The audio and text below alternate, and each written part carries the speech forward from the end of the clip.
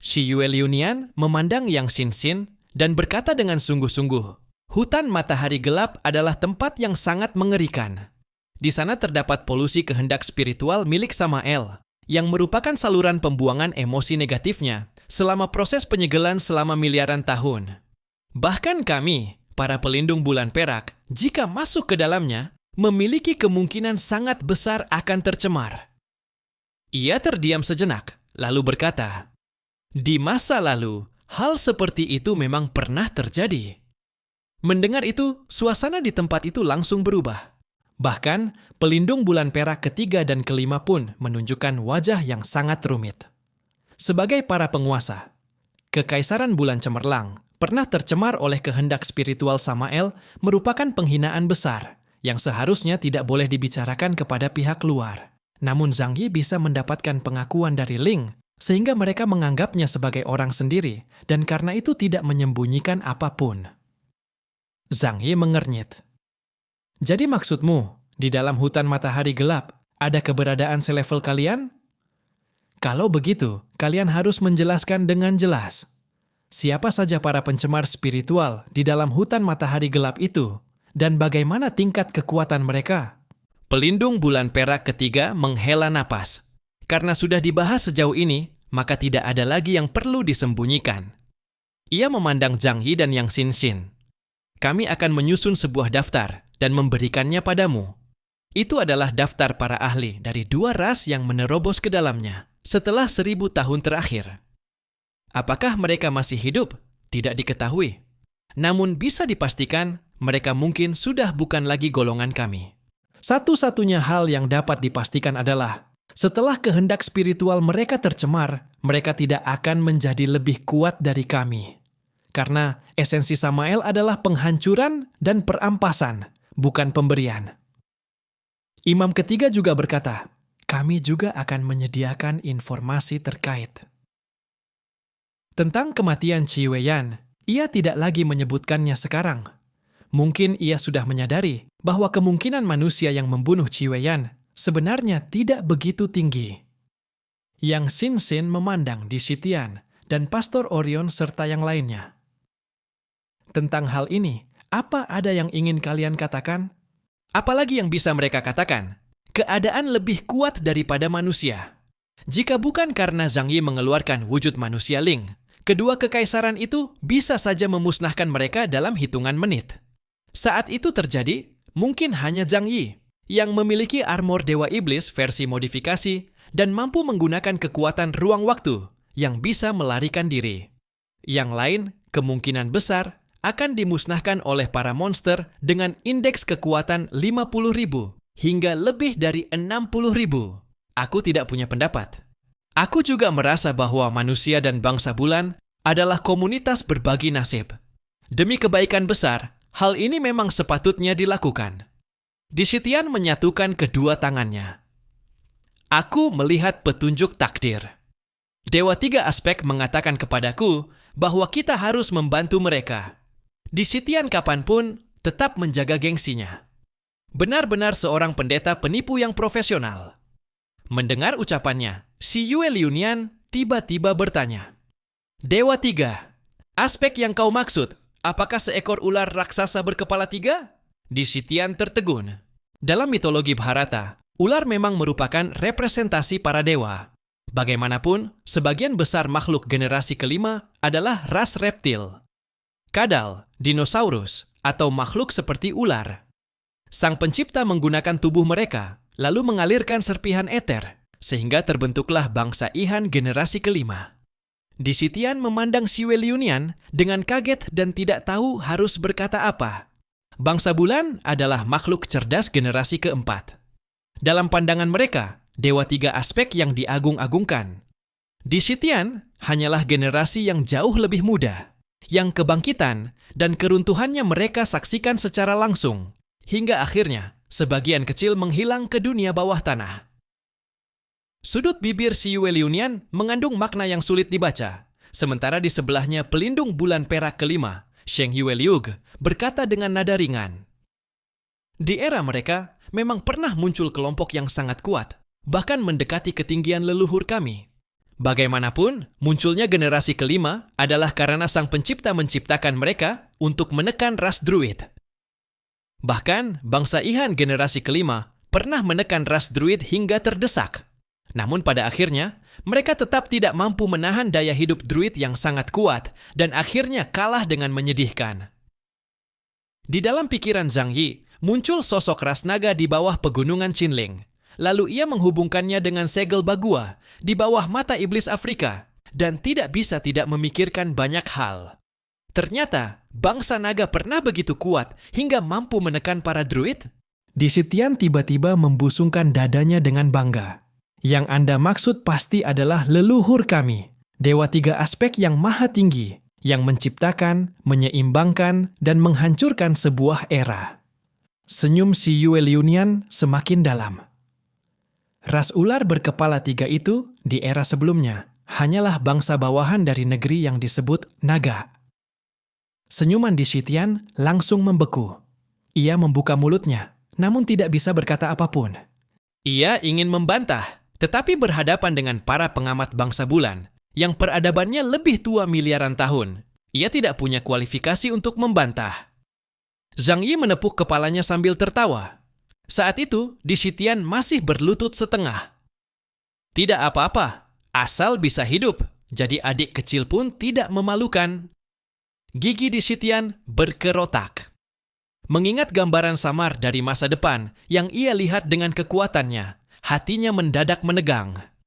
Dalam gambaran itu, ia memang melihat dirinya bertarung berdampingan dengan Zhang Yi sambil memberikan dukungan dari belakang. Apa mungkin ia benar-benar akan menjadi adik kecil Zhang Yi? Dulu ia tidak akan pernah menerimanya, tetapi sekarang kekuatan Zhang Yi sudah jauh melampaui dirinya, dengan selisih hampir 10.000 poin indeks kekuatan. Setelah meninggalkan tanah Bharata dan tanpa dukungan daya kepercayaan, ia memang bukan tandingan Zhang Yi. Maka meski dipukul-pukul Zhang Yi, ia tidak berani melawan.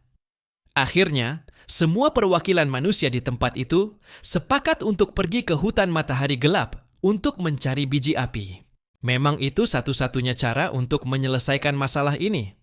Zhang Yi dan kelompoknya juga harus membuat bulan berhenti retak agar bisa menyelamatkan bumi yang sedang berada di ambang kehancuran. Namun, seperti apa sifat Zhang Yi? Mana mungkin ia mau melakukan sesuatu yang merugikan? Jika berjalan di jalan saja tidak bisa menemukan uang, itu sama saja dengan kehilangan uang baginya. Zhang Yi berkata kepada dua kekaisaran itu, "Namun kekuatan kami terbatas dan kami datang dari jauh, sehingga tidak bisa sepenuhnya menyesuaikan diri dengan lingkungan bulan. Selain itu, sumber daya yang kami bawa tidak banyak, dan kami juga belum familiar dengan jalannya." Ia menyebutkan belasan selain itu, menampilkan ekspresi sangat kesulitan.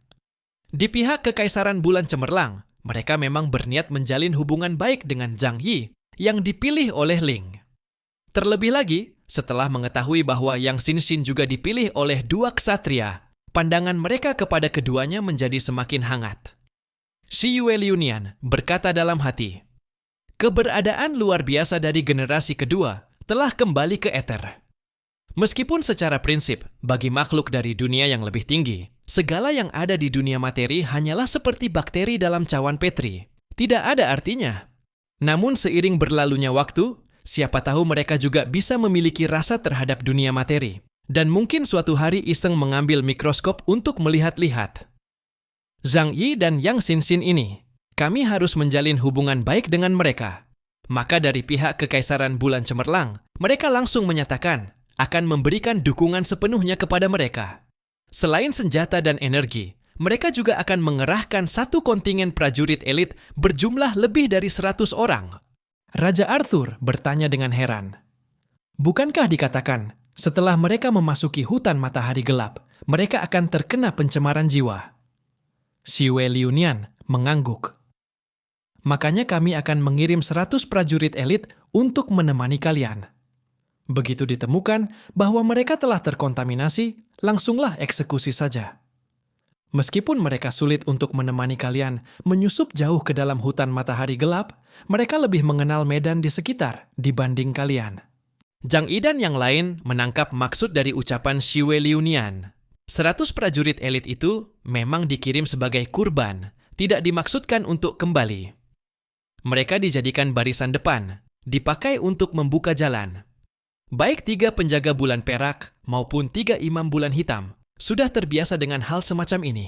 Ini bukanlah sikap dingin, melainkan wujud kebijaksanaan besar. Sebab, ketika kecerdasan makhluk beradab berkembang ke tingkat tertentu, perasaan akan perlahan hilang, dan maksimalisasi efisiensi menjadi pertimbangan utama.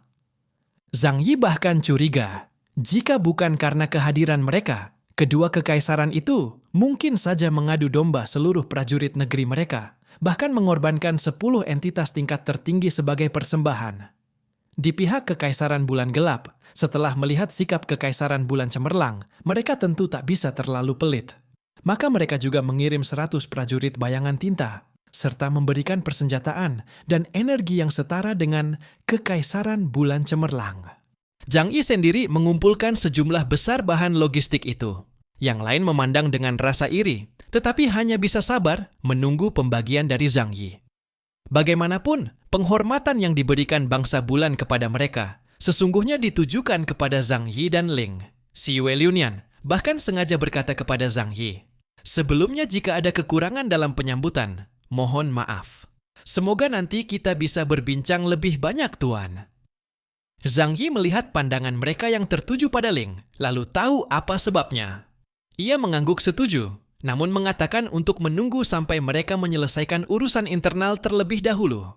Namun sebelum mereka berpisah, imam ketiga tetap mengingatkan Zhang Yi. "Kami berharap kalian mematuhi janji, pergi ke hutan matahari gelap dan menemukan api unggun.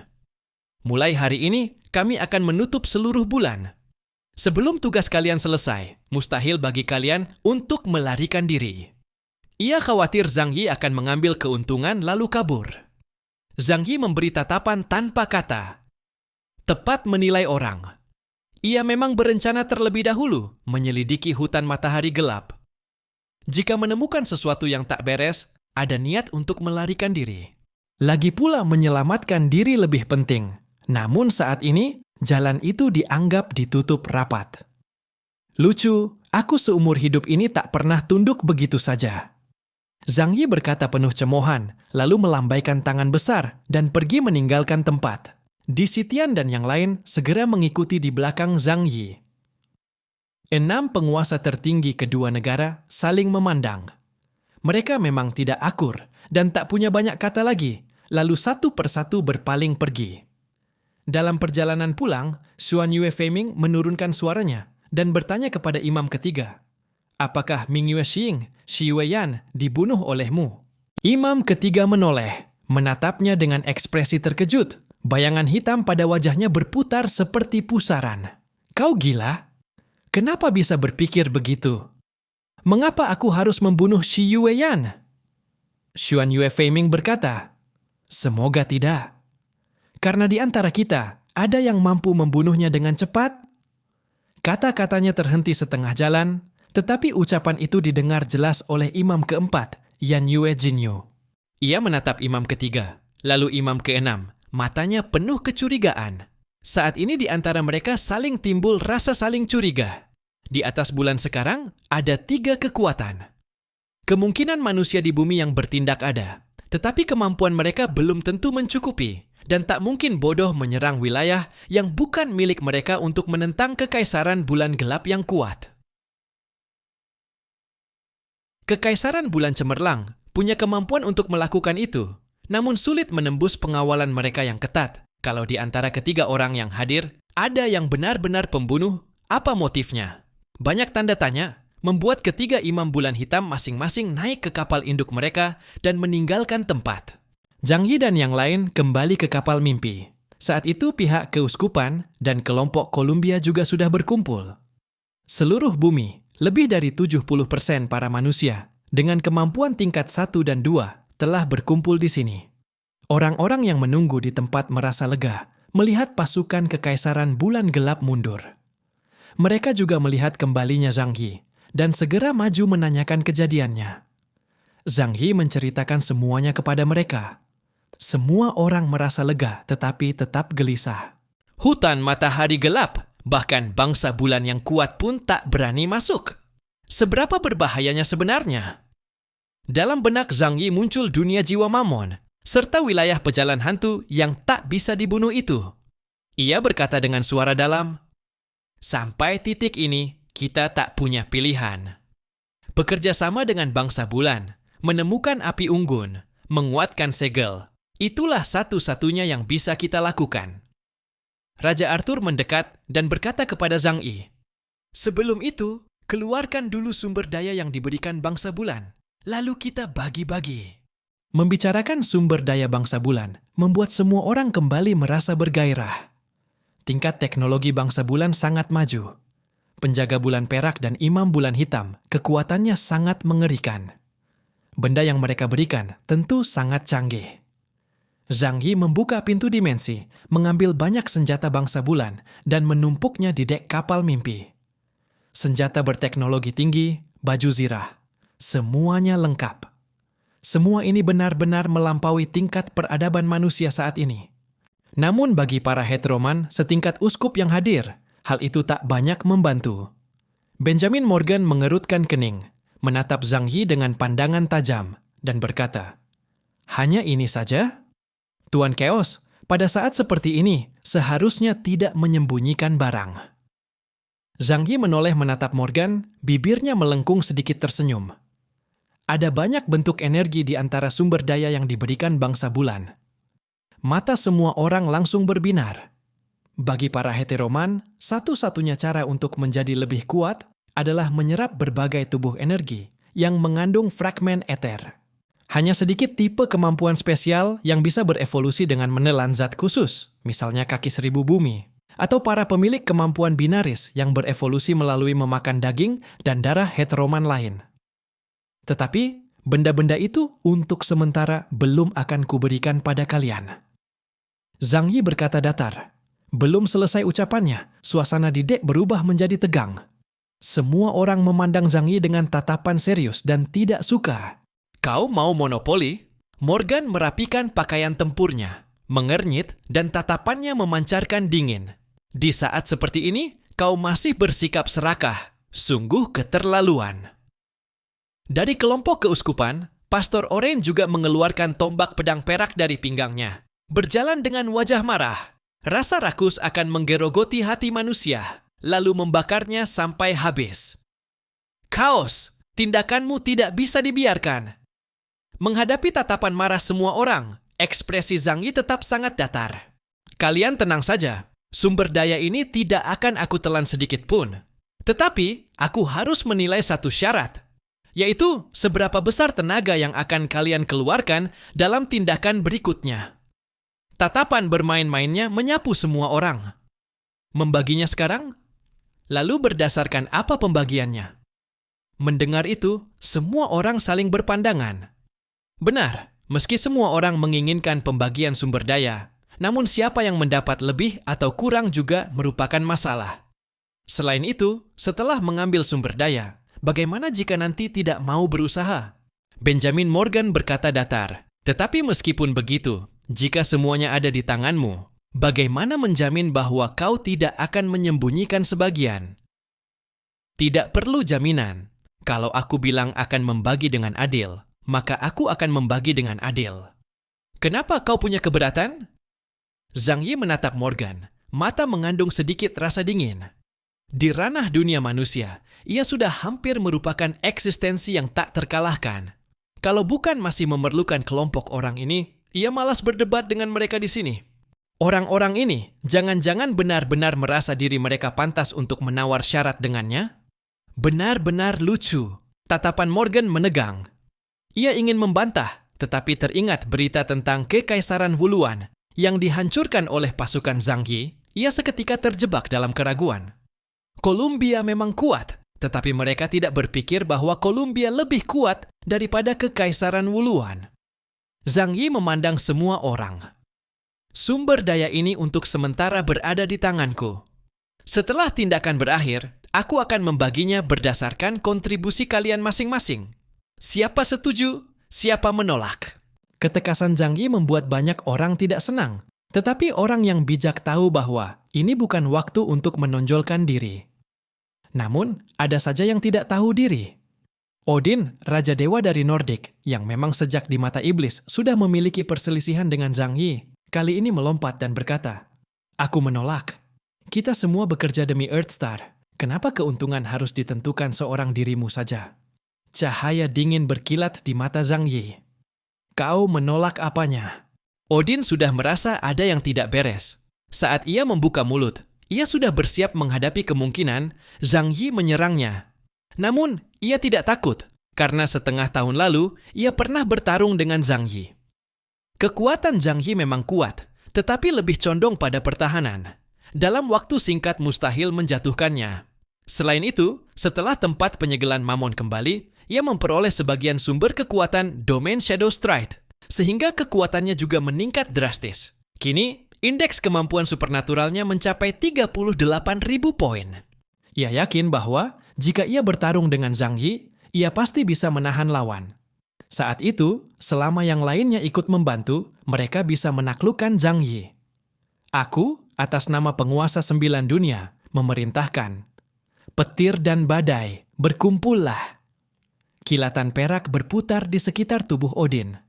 Di atas geladak kapal Dreamer, ia mengenakan baju zirah perak yang dikelilingi badai dan petir, tampak sangat gagah. Dari angkasa bulan, petir raksasa turun, membuatnya terlihat semakin suci dan megah. Zhang Yi berdiri diam, tanpa menunjukkan tanda-tanda akan menyerang. Menghadapi Odin yang sudah bersiap, ia hanya perlahan mengangkat tangan kanannya. Semua orang memperhatikan adegan ini. Apakah Zhang Yi mampu menjatuhkan Odin dengan cepat akan menentukan apakah mereka harus turun tangan untuk memperebutkan hak pembagian sumber daya. Dari tubuh Zhang Yi, tidak terlihat sedikit pun gelombang energi. Ia hanya menyatukan jari telunjuk dan jari tengah, seperti sedang menulis lalu menggores ringan. Pelepasan senar dimensi. Ujung jarinya tidak memancarkan gelombang energi apapun, tetapi ketika jarinya bergerak, tubuh Odin yang begitu angkuh tiba-tiba terdengar bunyi krak, seperti retakan. Semua orang memandang Odin. Mereka melihat kedua lengannya terangkat, tombak keabadian sudah terbentuk, namun belum sempat menyerang Zhang Yi. Tetapi di tubuhnya, baju zirah perak sang raja dewa yang begitu berkilau, retak seperti biskuit tipis. Krah! Krah! 3 retakan muncul di baju zirahnya, semuanya berada di bagian dada. Pelat dada yang tebal terbelah dengan rapi. Tubuh Odin mendadak kaku. Ia perlahan menundukkan kepala. Pelat dada itu retak dan seketika darah merah menyembur keluar. Puh! Perisai energinya, baju zirah raja dewanya, dan tubuhnya sendiri, semuanya terkoyak pada saat itu juga. Seolah-olah vitalitasnya ditarik keluar dari tubuhnya. Rasa sakit yang luar biasa membuat wajahnya pucat pasi. Petir di tubuhnya padam, dan karena baju tempurnya rusak, ia tidak mampu menahan kondisi lingkungan bulan yang hampir hampa udara. Ia jatuh dalam krisis besar. Ia langsung berlutut ke tanah. Untungnya baju tempur memiliki fungsi perbaikan otomatis. Buih penutup bertekanan tinggi segera menyembur untuk menutup celah, mencegah tekanan darah terus memancar keluar. Kau! Odin mendongak menatap Zhang Yi. Matanya penuh keterkejutan. Ia tahu Zhang Yi pasti sangat kuat sekarang, tetapi ia tidak menyangka bahwa Zhang Yi telah menjadi sekuat ini. Orang yang dulu kekuatannya setara dengannya, kini mampu membunuhnya dalam sekejap. Indeks kemampuan supernatural, 45.000 poin, tingkat uskup hitam. Namun itu pun masih sementara, karena sumber kekuatan Zhenglou yang ditelan Zhang Yi belum sepenuhnya diserap. Saat itu selesai, kekuatan Zhang Yi akan mendekati tingkat kesatria, menjadi benar-benar tak terkalahkan. Mata Zhang Yi memandangnya dengan dingin. Dengan kekuatan segini, kau masih berani berdiri melawanku? Bosan hidup? Hati Odin dipenuhi kepahitan. Zhang Yi benar, ia bahkan tidak berniat mengambil nyawanya. Kalau serangan tadi sedikit lebih dalam, tubuhnya sudah terpotong menjadi belasan bagian. Keheningan mencekam memenuhi tempat itu. Mata semua orang penuh keterkejutan. Mereka menatap Zhang Yi, lalu menatap Odin yang berlutut. Hati mereka bagai dilanda gelombang raksasa. Kaos dari Huaxu.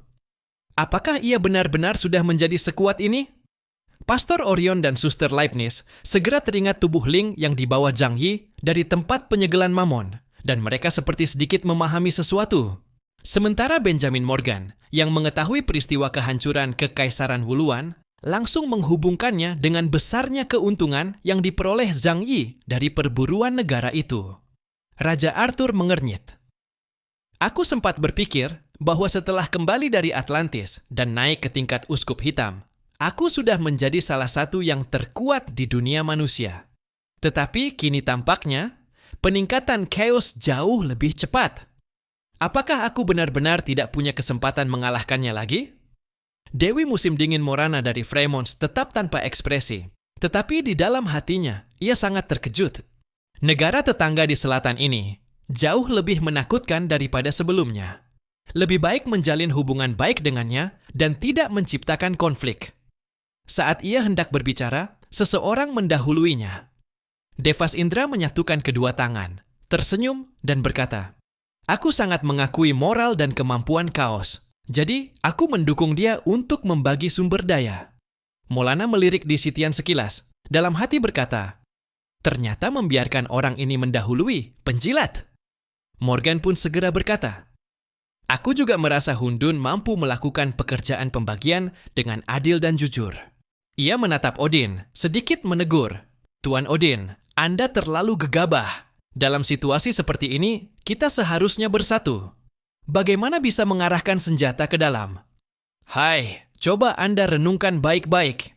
Odin, "Apa? Sekarang aku jadi badut, begitu?" Saat ini Odin merasa dirinya mengenakan topeng badut. "Sebenarnya, aku hanya bercanda saja, hehe." Singkatnya, sekarang semua orang dengan sangat bahagia mencapai kesepakatan, setuju membiarkan Zhang Yi menjaga sumber daya itu. Bahkan, jika tidak mempertimbangkan kekuatan Zhang Yi, hanya dia yang memiliki kekuatan tipe ruang, sehingga mampu membawa begitu banyak energi dan logistik dengan mudah. Kalau begitu, kapan kita berangkat? Saat Morgan berbicara, tatapannya jelas diarahkan pada Zhang Yi. Dalam kerjasama internasional, hak berbicara ditentukan oleh kekuatan. Jelas, kekuatan Zhang Yi telah menaklukkan semua orang. Bagaimanapun, setelah memasuki hutan matahari gelap, jika ada bahaya, Zhang Yi yang harus memimpin di garis depan. Zhang Yi berkata, "Aku sudah berjanji kepada para penjaga bulan perak dari Kekaisaran Bulan Cemerlang untuk pergi ke tempat mereka. Nanti setelah aku kembali, baru kita bahas lagi." Semua orang mengangguk, lalu masing-masing kembali untuk bersiap. Zhang Yi membiarkan Yang Xingxin dan yang lainnya tetap berjaga di Dreamer, sementara ia menggunakan kemampuan teleportasi ruang menuju armada Kekaisaran Bulan Cemerlang. Karena keberadaan Ling, kedatangannya kali ini mendapat penyambutan dengan upacara tertinggi. 3 penjaga bulan perak mengundangnya masuk ke kapal komando. Begitu tiba, beberapa orang langsung dengan antusias menanyakan bagaimana Zhang Yi bisa mendapatkan tubuh duniawi milik Ling. Xiyue Liunian berkata, "Ras Sang Pencipta adalah ras terkuat dan teragung yang pernah ada di alam semesta. Jika mereka tidak menginginkannya, tidak akan ada satupun jejak yang tersisa di dunia material. Jadi, jika Anda bisa mendapatkan tubuh duniawi Tuan Ling, berarti Anda telah mendapat pengakuannya. Bisakah Anda menceritakan kepada kami bagaimana kejadiannya?" Zhang Yi memikirkannya, lalu menceritakan secara garis besar apa yang terjadi di Istana Tianyu. Setelah mendengar semuanya, tatapan ketiga penjaga bulan perak itu terhadap Zhang Yi menjadi semakin hangat dan antusias.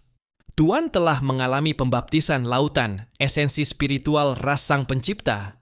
Itu adalah pengakuan tertinggi dari ras Yihen kepada Anda. Bahkan, penjaga bulan perak ketiga, Guangmian Yinshuan, berhenti sejenak, bertukar pandang dengan 2 penjaga bulan perak lainnya, sebelum berkata kepada Zhang Yi, "Tuan telah membuka pintu menuju alam dewa." Zhang Yi merenung sejenak, lalu balik bertanya, "Apa yang kalian maksud dengan pintu menuju alam dewa?" Xiyue Liunian menjelaskan, "Itu berarti kekuatan spiritual Anda dapat mencapai tingkat yang sama dengan Tuan Ling." Zhang Yi pun tersadar, jadi itu yang disebut sebagai ranah omega dalam istilah manusia. Hatinya agak bersemangat, namun setelah dipikir lagi, tidak terlalu berlebihan. Setelah pembaptisan lautan esensi spiritual, kecepatan peningkatan indeks kemampuan supernaturalnya meningkat pesat dan hampir tidak ada lagi hambatan. Hal ini sudah ia duga sejak lama. Namun, dengan indeks kemampuan supernatural 45.000 poin, jaraknya dengan Omega masih sangat jauh, sementara krisis yang mengancam dunia masih tetap ada. Mereka berbincang cukup lama, namun tidak mendapatkan informasi berguna mengenai hutan matahari gelap. Bangsa bulan hampir tidak tahu apa-apa tentang hutan itu, karena mereka semua takut pada Samael. Zhang Yi agak kecewa. Namun si Yue Liunian memberitahunya bahwa jika mereka berhasil mengambil kembali api sumber, ada kesempatan bagi Zhang Yi untuk bertemu dengan keberadaan tertua dan paling purba yang berada di bulan. Itulah sosok yang menciptakan ras kami, para ratu 12 takhta bulan perak dari ras Yihen. Saat si Yue Liunian menyebut nama itu, ekspresi dan suaranya penuh kekaguman. Takhta bulan perak 12 ratu, artinya faksi radikal dari ras Yihen di masa lalu. Hati Zhang Yi dipenuhi rasa penasaran, karena hingga kini ia belum pernah benar-benar berinteraksi dengan Yihen yang masih hidup. Ling secara ketat tidak bisa dikatakan sebagai Yihen sejati. Ia adalah senjata terakhir yang diciptakan dari gabungan kehendak spiritual ras Yihen.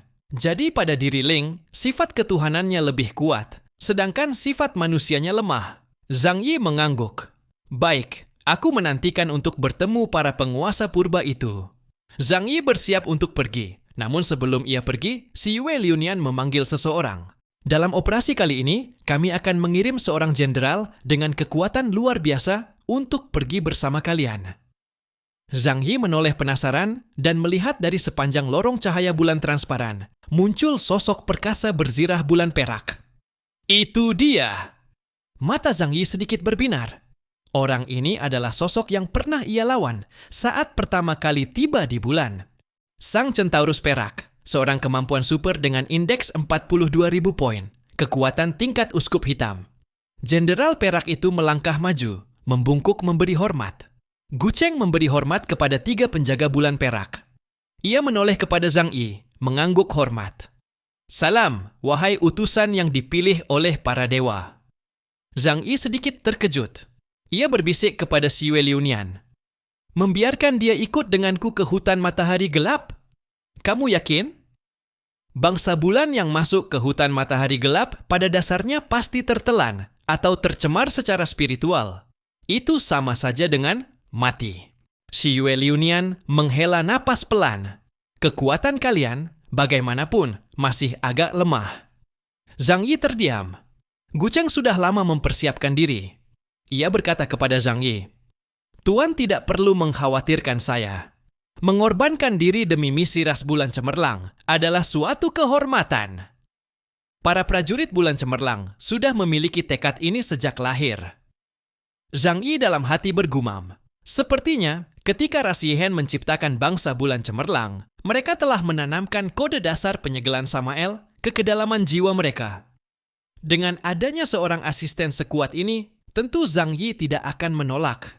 Ia mengangguk, baiklah. Namun saat memasuki hutan matahari gelap nanti, aku harap ia bisa mengikuti perintahku. Shi Yue Liunian tersenyum. Tentu saja. Zhang Yi membawa Gucheng kembali ke Dreamer. Sementara itu, dari pihak Kekaisaran Bulan Gelap, ada seseorang yang juga membuat Zhang Yi terkejut. Sosok kemampuan naga raksasa bernama Daolan. Sekejap saja, tim Zhang Yi mendapatkan tambahan 2 kekuatan baru. Keduanya adalah uskup hitam.